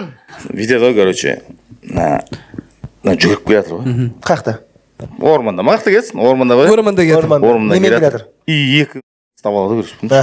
И бұл ақты алып жатыр, көрші. Милиция деші? Милиция ұстап алды. Полиция. Мен осындай, анларшым сұраған жоқ сайшын, тұр ғой, көрші. Сұрамайды, бұл өзінен өзі ақтап жатыр, суда, барып қою керек, анау, сол кезде жайық толады, ақталып жатыр ғой. И ол 2 минут тұрады, ашшанын дейді. Нені? Суды ш. Құй дейді. Қолдарын жоқ ғой, қолдарын жоқ. Бара берді, шыға кейін ғой, ұрманға. Күшті басталып қатырды, негіз ашқаны бәрі, интересно. Ашын жүрді ол. Жоқ, орманға түші. Орманға не үшін барады шын адам? Қол жуат, прикинда барады сосын, жайық толмай қалса, нандай ақ жетпей қалған ма сонда? Екеуі примерно беткені қол жетпей ма, отырамыз да. Түсіндің ғой, иә? Түсіндім. Бірақ енді... Ит отпайтын жүрсің біздің бағдарламаға? Ол болмай ма не? Ондай бағдарлама емес пе не? Ал, көкем танисың ғой, ар жақта. Еще бір информация айтып жіберейін. Сол уақытта жаңағы 2 полиция қызметкері келді ғой. Сол уақытта андай акцияда жүрген ғой, шыққан ғой. Жаңағы наркологический қандай? Наркоман өзің наркоман қосың ба? Наркотиктарды ұстайтын не? Акция болды. Сендер тек акциямен өмір сүреді екенсіңдер? Ана көкен танисың ғой, Олжас қой? Айнадан көрмегенсің ба 2008-2009-да? Жоқ, брат, көрмедім. BBC мирі животных. Ол просто екінші этажда болды ғой, түсіп көтерілу қиын болды ау деймін деп. Делай! Не деп жатыр маған? Боқтауға болады. Мочалка, бар ойын сол. Боқтауға болмайды, жоқ, Олжас болмайды, Файзон болмайды. Саған болады, болады саған, боқта! Ал, Олжас, айта бер. естедің ана қатайған жерін сүйдің ба? Көз бетіп кетсе ана шыққаннан келмейді. Көз бетіп кетсе қолтықтан шыққаннан келмейді. Орнына келмей қалса. өз қолтығынан ба? Ойлашы. Ал кет. Ал Олжеке, сіздің вариантыңызды көрейік. Қазір құрастырып алайын қазір. Суды ұстап келе жатыр, в общем. Суды ұстап келе жатыр, қазір жүгіріп жатыр, асығыс, жалғыз өзің ешкім жоқ. Еще наркологический акция болып жатыр. Ешкім жоқ. Соларға шыққан ғой. Жаймен келеді да, в общем, бір екі адамды көреді, жол полициясы киініп алған. И бұл сразу ақталады ғой, в общем, бля, братан, мен кеше, бля деген ол жұрнақ. жұрнақ. Боқтама. Сөйтеді да, братан, бізде жайық толтыру керек, бізде экология қиын болып жатыр, осындай жағдай, сол үшін 5 литрлік сумен жайықты толтырайын деп жатырмын деп.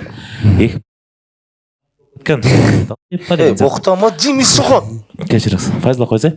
Сөйтіп ақталып қоймай жатыр. Қабдол тұрады да. Жаймен Қабдол есін жияды ғой, в общем, жа. Жібере ма сол жерде? Жібере ма? Қақта бірісінен жіберу? Екі памятник тұр ғой, в общем, жа. Ұлы Отан соғысына қатысқан деген формамен ше. Екі памятник. Бұл тупитет тұр ғой, в общем, ше. Ақталып соларға ше. Сөйтіп содан жайық толды ма, не болды? Күшті. Әдемі ғой. Өзімен өзінің арасында екі ескерткішке отчет беріп тұрасың. Негізі анау мынау деп. Өте мықты. Енді үшеуін оқып алдың. Оқып алдың деп па? Тыңдадың. Жоқ, маған ұнады. Үшеуі де қатты. Енді сен бірінші өзіңнің... Сізде жоқ па, брат, сізде? Айтпайсыз ба? Мынау ережені бұзайын деп отыр ма? Не отыр мынау? Айтқызшы сен. Хрон қосайық та кішкене. Айтқызшы. Хронға керек. Екінші историяң жоқ па не? Бар ғой история. Осы бітірген сен өзің оқиғаның добивкасын айтайын да. Сосын бар үшеуінен қайсысы ұнағанын айтасың. Иә. Сосын жақта сыйлықты береміз. Оған ба? Оларға ма? Оған деп сразу мен көрсетіп тұр, мен күнаған сияқты уже. Сен қолтың Ғана бересің ғой. Жоқ, братан, оларға айтқан үшін оларға береміз да. Кім? Марина. Мен соңында алам ба, хотя бы біреуін алам ба? Марина Жоқ, Петрович. бірінші өзі оқиғаның соңын айт. Мен просто әдейі Жүгіріп келдің, екі милиция, полиция қызметкері сені күтіп тұр. Сана, GPT-іңді. Короче, мен айттым, братан, осындай ситуация, осындай болады, акция болады, түсіндіріп бердім. Екеуі жартылып қалды. Айырылып қалды просто ғой. Қош. Иә, жартылып қалды да, жүріп кеттік деді ғой.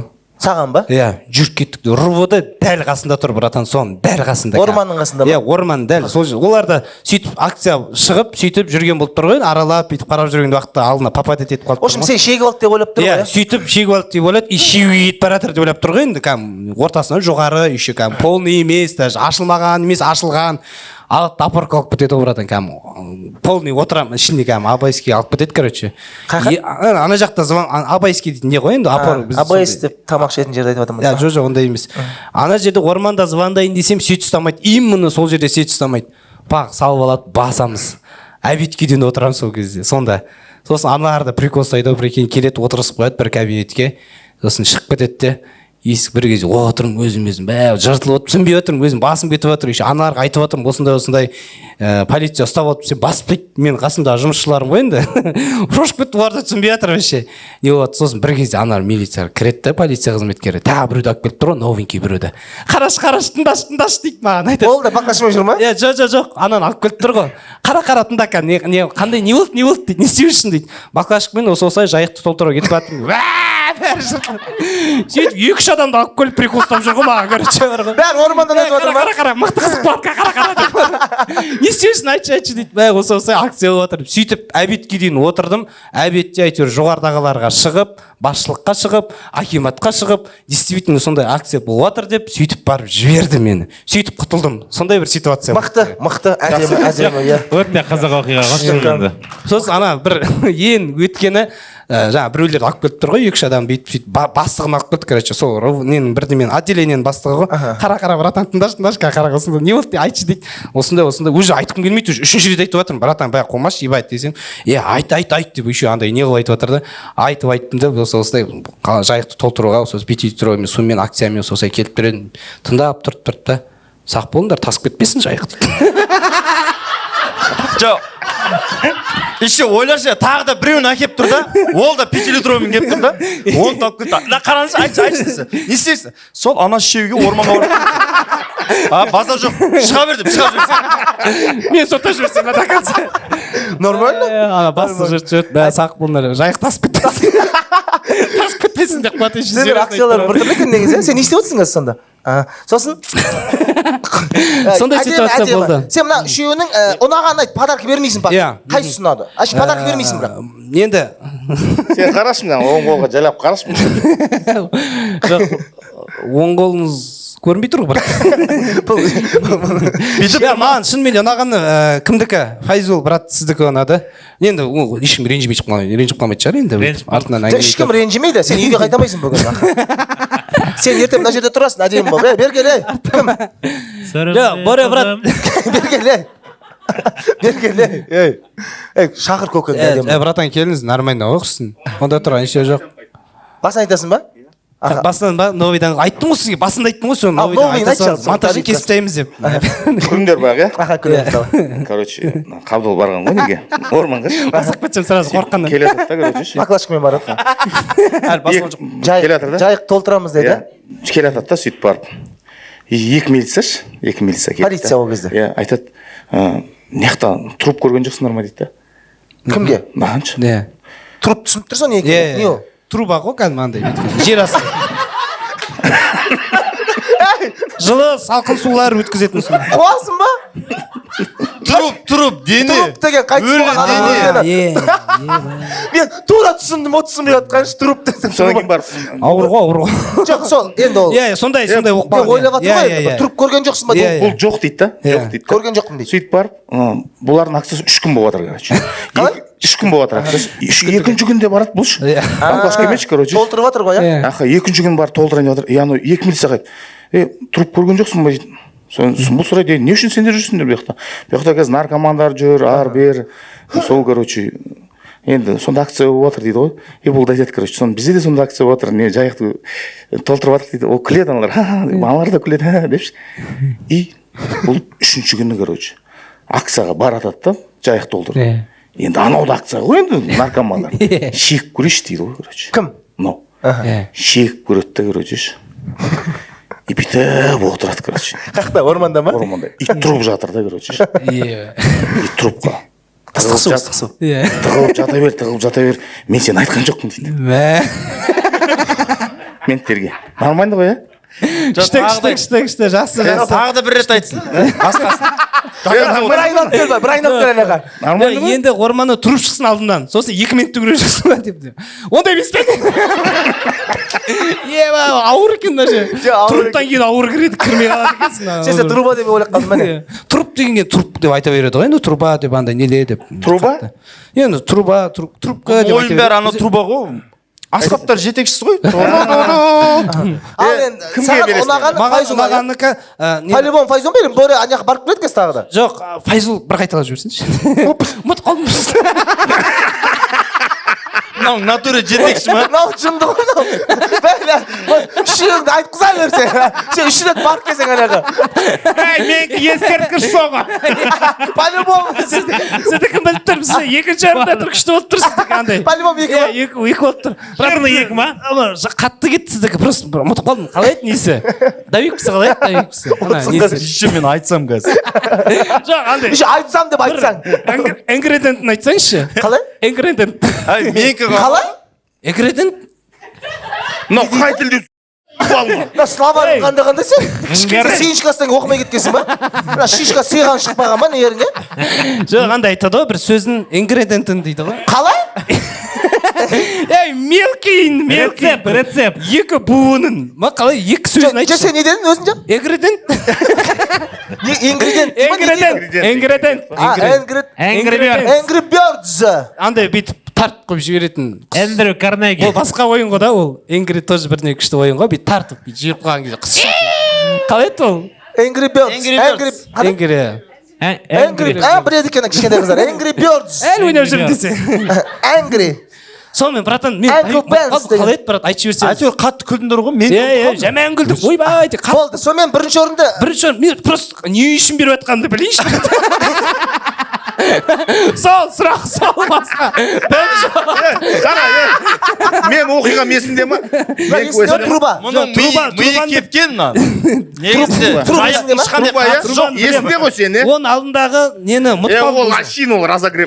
Труп есіңде ғой? Труп есімде. Ол не труп деген? Жаңа не ғой? Нормально ғой, Нормально, братан, айтқан жоқпын. Дейтін ғой? Айтқан жоқпын, сен айтқан жата бер жоқпын. тығылып дейді. Файзон есімде. Ана көкенің есіңде ма? Ол екі ескерткіш тұр ғой әлі алдында.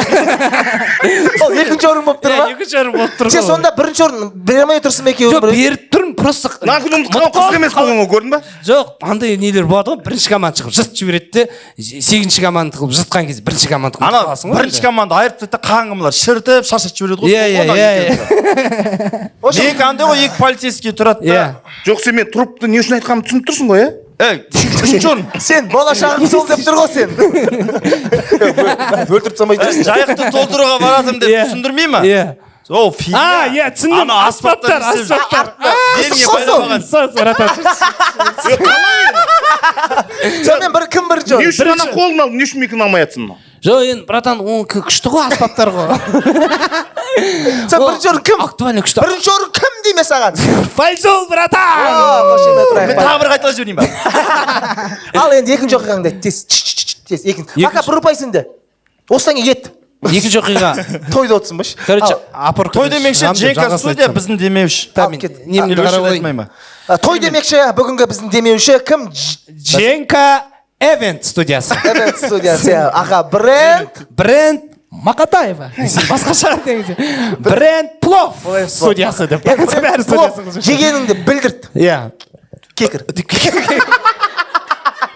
Әдемі екен. Бренд Плов әрқашанда сізді кекіртеді. Артынан Зиги Кола ішсеңіздер, вообще зор кетеді.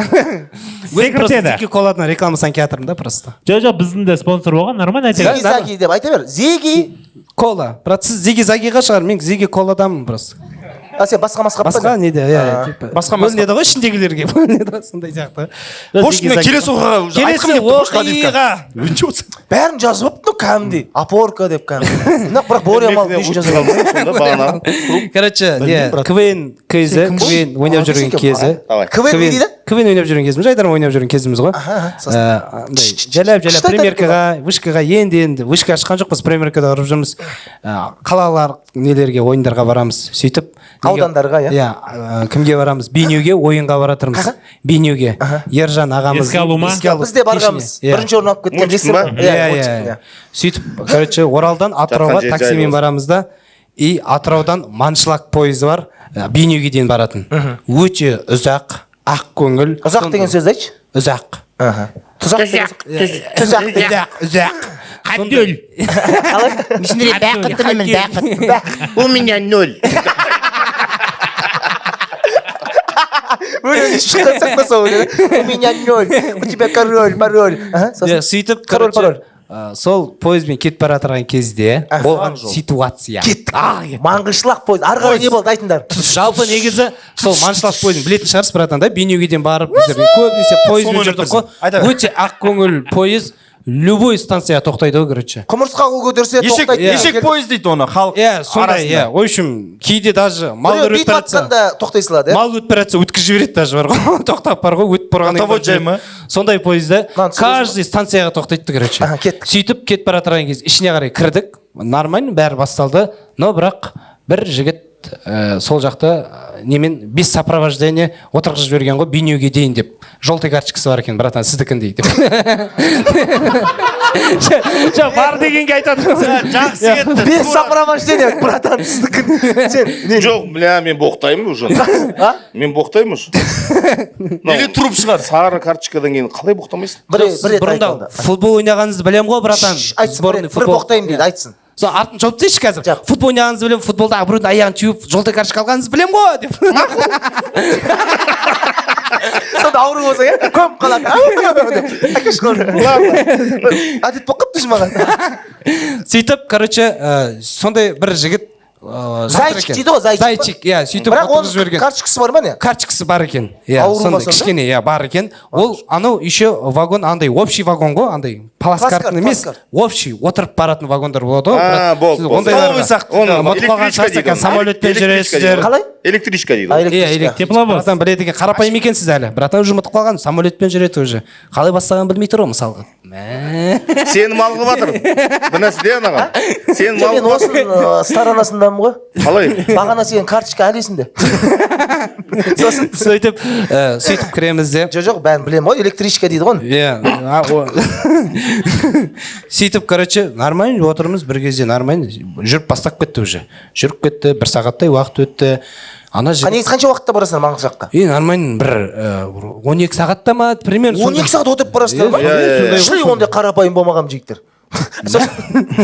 Шли ондай кедей болмаған деген сияқты. Жоқ, енді сондай ғой, енді сондай нелер болды енді. Сөйтіп, короче, отырсақ өзімізбен өзіміз, сет жоқ қой енді. Анау, короче, телефонмен сөйлесіп жүр ана жігіт. Карточкасы бар ма? Иә. Тура сен ғой бауырым. Алло, иә, да, машина сатайын деп жатырмын, иә. Әңгімелері соқпайды вообще бір-біріне. 4 велосипед аламын, иә, анау, деп сондай вообще соқ. Бір-біріне сәйкес емес. Сәйкес келмейді. И мен вообще мән беріп отқан жоқпын. Өзімен өзім жатыр ғой, әңгіме соғып, квенчик балдарымыз. Қараймын, ана жайлап телефонмен сөйлесіп жүр. Түсінбеймін, басында нормально ғой деп ойламайсың ғой енді. Бір кезде действительно свет жоқ па? Вообще кәдімгі жүріп кетті кәдімгі нормально. Дейтін, мен күшті келтірдім ба? Тақсыр? Сөйтіп, короче, сөйтіп телефонмен сөйлесіп бастап кетті, сөйлесіп жатыр, нормально, оған мән берген жоқпыз. Бір кезде жайлап қасымызға келді, бүйтіп, шашымыз дұрыстап кетеді, бүйтіп, жайлап. Өзімен өзі ма? Иә, өзімен өзі. Келіп, бүйтпей шашымыз дұрыстап кетеді, бүйтеді, біреудің қолына келеді. Жайлап құшақтап отқан жоқсың ба? Сағатын қарайды да. Лақтырып, сөйтіп бар ғой. Біз енді айтып қойғаннан кейін дым істей алмай жатырмыз. Қайта орнына қойдым. Дым істей алмай жатырмыз, енді кішкене түсініп отырмыз да, ондай не емес деп. Бірақ жайлап біз бір-екі балдар кішкене бастары кетіп бастады енді. Енді болады бір любой жерде. Сосын тамбурға шықтық, тамбурға шығып, темекі шегіп, несеп әңгіме соғып тұрсақ, тамбурға да артымыздан шықты да, тағы да шашымыз дұрыстап кетеді, бүйтіп бар ғой келіп. Сөйтіп жаңағы теманы балдардың басы кетіп қалды, уже шыдамында шегі жоқ болып кетті уже дейтін. Шегі бар. Иә, сөйтіп, шыдамында шегі бар. Шегі барып кетті ме? Шыдамында шегі жоқ деген не әңгіме? Жоқ, айтады, шыдамында шегі жоқ дейді айтады ғой. Шыдамында шегі бар дейді. Шыдай бересің. Домбыраның шегі бар ма? Бар? И не дейсің? Жоқ, братандар. Не? Сен жаңа мақал шығарып тұрсың ғой, жынтысың ба? Шыдамында шегі жоқ, братан. Шегі бар жалпы. Шегі бар или шегі бар конкретно. Қарашы сен, қара. Шыдамның да шегі жоқ деген ол басқа шыдамында шегі бар. Шыдай береді. Шыдай бересің да, бірақ по-любому оның шегі болады деген сөз. Шегі болады, шыдам кетем деп. Шыдамында шегі бар. Я айналайын, шыдамында шегі бар, мен шыдай алмаймын. Айтасың ғой. Сен мен басқаша айтып жүрмін ғой. Сен қалай айттың? Братан, менің шыдамында шегім жоқ қазір. Мынау жынды бол. Сен қақты оққансың сен. Мынау шегі баған. Енді жайықты 5 литр баклажкамен толтыратын адамдар не күтесің сен? Шыдамында шегі жоқ деген не әңгіме ол? Ересіп тұрсаң бір емес. Шыдамда шек болған көрінеді. Нұрлан Еспанов та жаңа мақал шығарды. Адам ұйқысы келсе ұйықтайды дейді. Жынданған кезде қатты жынданады. Жынданатын кезде қатты жынданады деді. Тамақ ішкізсе ішіп алады дейді. Қалай? Бүйтіп Нұрлан Еспанов жаңа мақал, қорқатын кезде қатты қорқады дейді. Сен тура сен айтып тұрсың, шыдамында шегі жоқ деген. Шыдамында шегі жоқ болу керек. Шегі бар. Мынау жынды закон сотқан емес мынау. Гуглдан қарашы сотқа. Жоқ, шыдамында шегі. Апа, бар ғой, бар. Апа, сіз Оралда келген жоқсыз ба? Шыдамның шегі болғаннан кейін ғой ол жынданады. Апа, шыдамында шегі. Ана Сүмелек айтып отыр. Шыдамында шегі. Құрметті шыдамда шегі жоқ достар, маған қарай тартылыңыздар. Біз өзіміз не ашамыз. В общем, астына жазып кетіңіз. Шыдамда шегі жоқ па, шыдамда шегі бар ма? Қабдол, еңбек етсең, ермерсің. Еңбек етсең, ермерсің.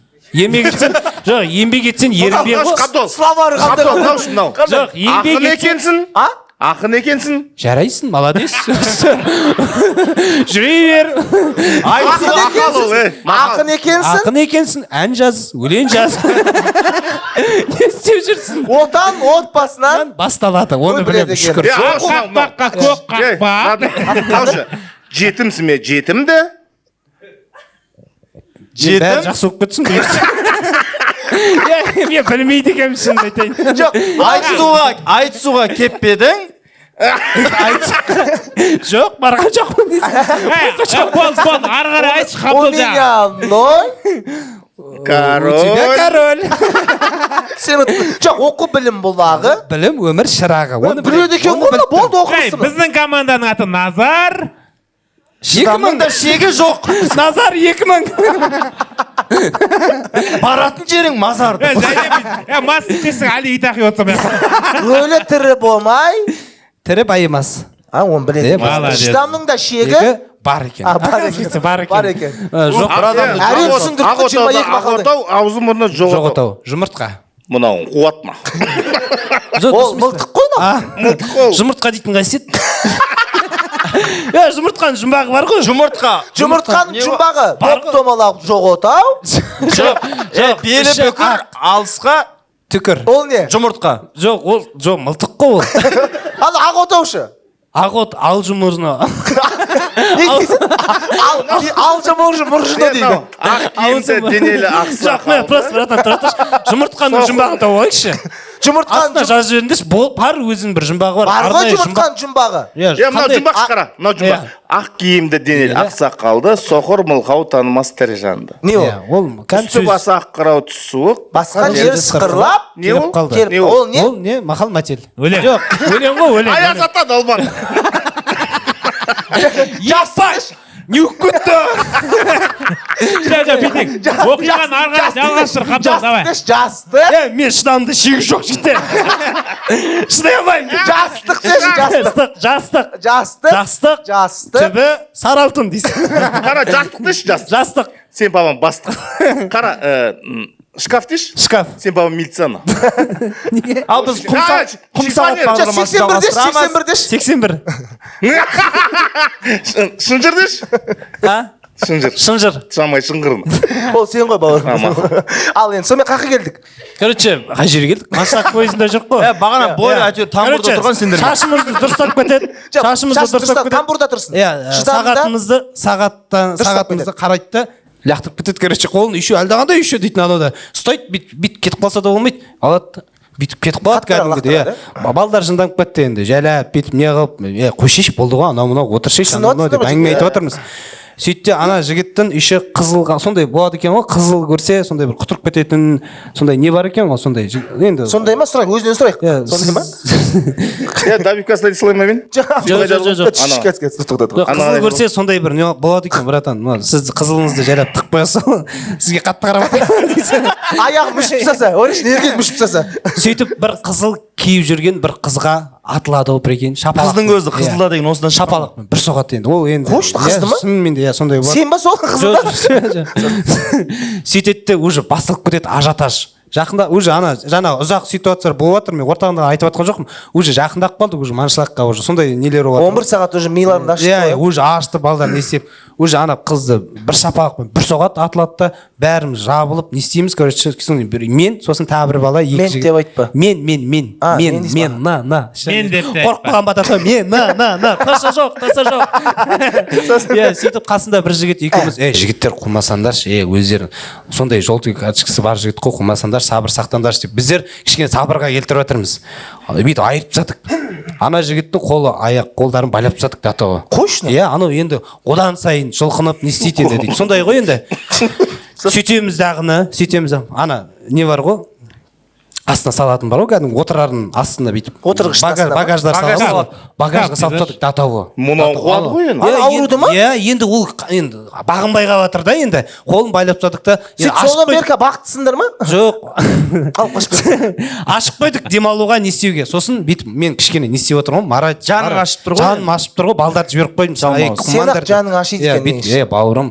Шынтақпен ұрдың ба жаның ашып? Жоқ, бүйтіп айтып жатырмын да, братан, нормально бәрі. Не істеме, осылай бәрі жақсы болады. Бұйыртса енді нормально ғой. Өз-өзіне кел, сабыр сақта. Жақындап қалдық, уже келіп қалдық. Анау мынау деп айтып. Ал сен оған бүйтіп көрінсең, деп көрініп жатсың ба сонда оған? Ары қарай чотан ба? Жоқ, сөйтіп айттым. Соңын айтпа. Иә, соны айттым да, айтып болатын, братан, осы десе.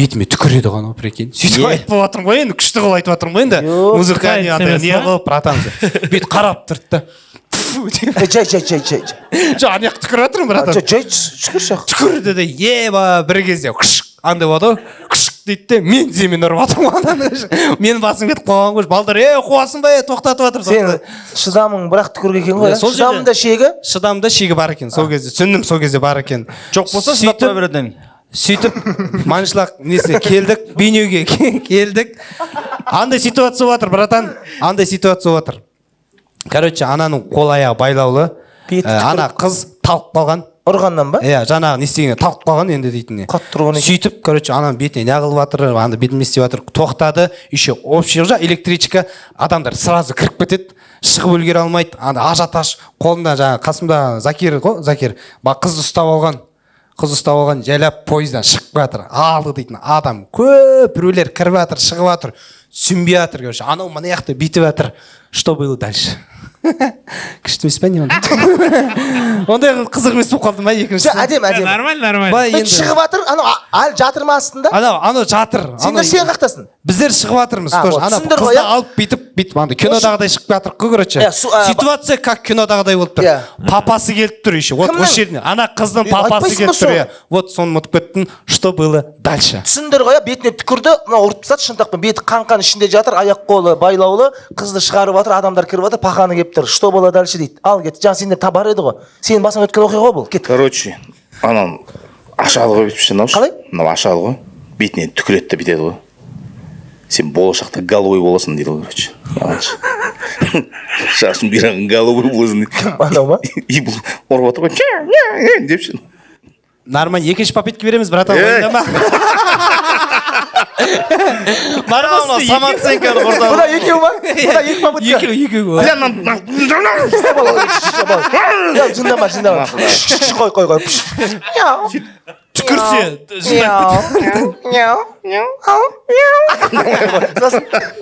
сөйтіп ұрады ғой короче мынау қалай ұрып жатыр ұрып жатыр ғой тыңақ жынданып па иә жынданып ұрып жатыр қыздар сияқты ма или еркек сияқты ма қыздар сияқты ғой қалай ұрады ммден шынтақпен шынтақпен ұрып жатыр и анау короче айтады ғой есік жап дейді ғой короче кім анау балаш ол жатыр ғой жерде сен тұра салсыншы ладно шешіп тастадым қолдарын несені шешіп қойды тек үстін шешкен жоқпын астын шештім тек сөйтіп короче сен ойың басқаша екен кезінде тыңдасай короче бұлардың бәрі енді аны тастап қашып кетті ғой и анау кетті короче бәрі кірді анау кетіп қалды короче байланып жатқан ба аха байланып жатқан кіріп кетіп қалды короче сөйтіп мынау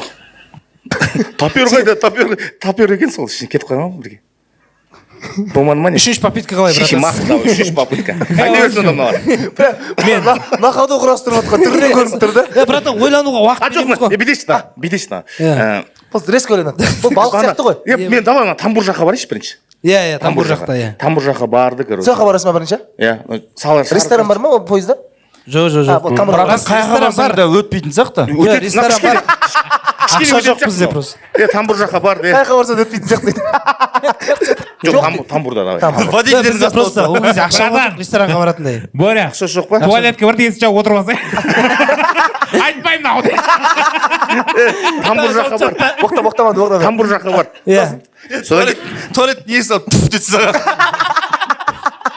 отырмай үйде туалетте маған емес қой анау мужик қой тамбур жаққа барды да сен өзің болып айтшы өтесің сол кезде мен электричкамен жүрмеймін бейшара емеспін мұнда короче мыналар қолын ұстады бар дүние сөйтіп енді сары карточкасы бар дедің ғой иә сары карточкасын шығарды да короче ойлашы өзің сенің аузына тықтады ма тыңқ деп ақша шығарып нормально ғой иә ұят болды ғой деп тұр ана жоқ нормально нормально бүйтіп айтса өлә туалет дұрыс еді ғой десе есте түсті ғой иә мынандай ғой вообще қалды ұмытып қалма бұл карточканы аузыңа тықты дейді именно боря братандікін ұмытпаймын братан оны қалай ұмытамын мен дейтін екі үш попытка береді тоқта төртіншісі болады мен деген ойланып отырайын бүйтеді апыр топыр барлықтары шығасыңдар ғой в общем жаңағы неден вагоннан шығасыңдар қолын байлап алған бәрі пытыр бет аузларың қанған и жаймен алдыларыңнан в общем бір 2 минут шығады ғой и сөйтеді 2 минут не болып жатыр да че за киперсіз не болып жатыр мына жақта айтыңызшы Қабдолдың қолында 5-литровый бір баклажка тұр, в общем. Тұрады, қайға барасыңдар дейді ғой. Да, братан, аяқта Каспий тартып. Мекі жақсы ғой, ә? Маңғышлыққа келіп Каспий тартылып жатыр. Нормально. Әдемі. Актуально, логично, симпатично, классно. По идее, классно. Мен кіші. И байланғанды, неғып байланған адамды алып алғансыңдар дейді ғой. Иә. Тюлендер қырылып жатыр екен деп жауап береді ғой. Нелер? Түлендер қырылып жатыр екен дейді. Актуально? Иә, актуально. Өтті, шұңқырлы. Ал, кеттік. Тюлен, братан. Күшті болып тұр андай шапалақ құрамасымен жуалы болып тұр. Күлкі керек емес андай, просто овационный. Файзол тыңдайық, давай. Ал сен успокоить етіп жатсың ғой енді анаши. Бәрі жауып тастаған, отырып алған. Дың ұрып теуіп жатыр. Сен аштың да нахуй бауырым бәрі дұрыс. Бақтама. Дейді да саған. Сен тұрасың да, шыдамыңда шегі жоқ бауырым. Екінші түкіреді да. Дейсің да, тағы да бір попытка берем десең. Жоқ, бүйтсе, мен өзім дәбет етіп жіберейін ба? Деп түкіреді ғой. Бауырым, шыдамда шегі жоқ дейді. Дейді, шыдамда шегі бар негіз десе. Типа бар деп айтып тұр да, короче. Жоқ емес, бар дейді. Соны маған түсіндіріп айтып тұр да, короче. Болды. Болды ғой, маған да 2 попытка бересіңдер ме? Жоқ, содан кейін ғой труп шыққан дегенім ғой просто. Или труба шықты ма? Ал, мен негіз дәбекпісін дұрыс айтпаған сияқты, ана жерге дейін айту керек еді да, түкіргенге дейін айту керек еді. Сөйту керек еді саған. ал енді үш ағаңдікін естідің, өзің Давидкаңды айт. Жоқ, менікі де ондай Үшеуі де түкіретін жер, үшеуі де бетіңе түкіретін жер. Айт, давай, кет. сондай болып тұр братан. Анаяқта папасы тұр еще. Иә, папасы тұр, папасы орнына мен түкіре саламын. Айт, давай. жоқ, дәбек сондай қатты емес шынымен де. Осылай шықтық, мен просто расчет жасай алмай қалдым, мен андай эмоциямен айтып қойдым енді. Кешірім сұраймын. Алып тастаңдар да болады енді. Қазір Қабдол, Сол кезде біздің кінәміз жоқ болғанда шірігенге бағана. Давидкаң қызық емес болса бар ғой, мына жерге отырасың, бір 7 найзан бетіп қадаймыз, мына жақта бүкіл қатындар Төлеген өлтірген сияқты ма? шығамыз, папасы келіп тұр, қызы талып жатыр ғой енді. Алып шықтың да. Алып шықты, сонда папасын сұраған, сен жігітсің ба дейді ғой ана кімге, Закирге. Қой, жоқ, қайдағы осылай деп сөйтіп. Жігітсің ба деймін? Жігітсің ба деп сұрап тұр ғой енді. Давид ондай қатты қызық емес, мен просто Давидқа дейін айтып қойыппын. Оқиғаның өзі осындай Өте керемет шапалақ қошып отыр қой, Қабдолдың Светамен шығып кетті. Ал енді Қабдол, бізде бренд плов. Мынандай Давидкасы. Алып шығып тұр ғой қызын ше, папасы тұрып, сен жігітсің ба дейді да. Жоқ, братан жігіт, құдайға шүкір десең. Біздің бағдарламаның жоқ болды. Біздің бағдарламаның демеушісі бренд плов, Женька студия. Бренд пловтың атынан бір пакет чучук салат десең. Жоқ, мынау Армани парфюм бізде осындай керемет демеушіміз. Осы парфюмді 3 ағаңның біреуіне бересің. Сондай ма? Қайсысы ұнады деп. Жоқ, ішінде саған өзіміз бөлек бар сізге. Биттің иіс шығатын бар саған бөлек. Қайсысы бересің? Нені екеуінен де қарап берем ба? Қалай еді? Қалай? Қай жеріне қарағың келіп тұр ағаларың? Шишкама қарашы. Бер, біреуін бер. Екеуіне де бересің, екі оқиғаны қосасың да. Иә, екеуіне біреу. Маған көбінесе актуальный болған бұл бағдарлама. Актуальный жасаған, актуальный не істеген, ашылған кішкене, өзінің юморларын көп тығуға тырысқан. Сондай ұзақ қылып айтып жатса бағдарламаға ұқсап. Үлкен кісі ұқсап кетті ғой. керемет дайындықпен келген екен. Үлкен әпке сияқтайды. Кім? Маған қатты көзге көрінген екі братан, потому что толық қой. Екеуі кішкене иіс қатты. Қатты иіс шығады деп тұрсың ба сонда? Соны келтіріп тұрсың ғой былай. Файзулла! Файзул братанға берім кетті. О, шапалақ, Файзулла! Жаңа Қазақстан қашан болады бұл? Қашан болады жаңа Қазақстан? Құтты болсын, Файз. Жаңа Қазақстан. Бәрін өтіп қатқан осы. Енді біздің атымыздан, осы қазақша чебінің атынан бүгін осыған дейін Файзул брат сен болып тұр. уақытын бөліп өзіне бір Файзул бірдеме деп ашып алшы брат, осындай андай. саған бере салайын, уақытын бөліп келген бір шапалақ ұрайық Қабдолға біздің атымыздан Армани парфюмнан сразу шашу Файзуллани деп пакетін бере салсам болады, ішін ала бер бұл кезіне. керек болады ғой пальмон. Келесі қонаққа береміз. Нұрсұлтан келеді қазір. Ма Ареке пальмон алып қоясың ғой? Оны келесі ана жақта аламыз оны келесі қонаққа. Бір айналып жүрген бір екі бар, қайтадан қасап қоямыз. Женский емес пе братан иісі? Сен любой нәрсе женский көресің ғой деймін, Унисекс. биттер жуынып жатса деп. Дождик күшті екен. Біз қазақша ЧБ-де қонақта болған Қабдол Тілеков. Қошемет шапалақтарыңыз.